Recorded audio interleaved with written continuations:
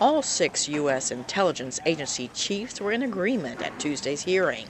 The message to U.S. lawmakers: Russia is engaged in a coordinated attack to undermine America's democracy by interfering in November's upcoming election.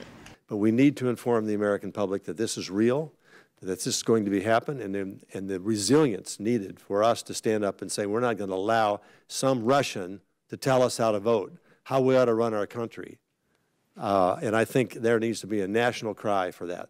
Several Democratic senators expressed frustration that President Donald Trump continues to call Russian election interference a hoax, and that he is not demanding a strategy to deter the kind of meddling that took place during the 2016 U.S. presidential election.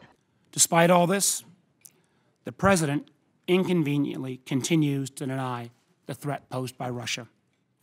He didn't increase sanctions on Russia when he had a chance to do so. He hasn't even tweeted a single concern.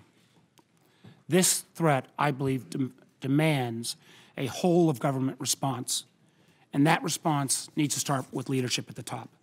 Another Democratic senator asked how Moscow is reacting to not having the new sanctions passed by Congress imposed.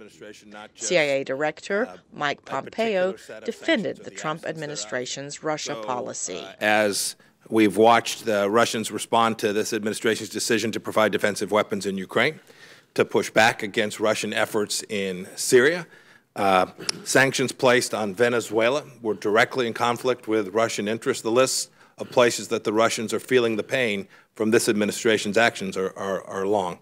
With the next U.S. congressional and state elections less than 9 months away, lawmakers from both political parties called on federal, state, and local authorities to act quickly to safeguard elections from cyber attacks and disinformation campaigns.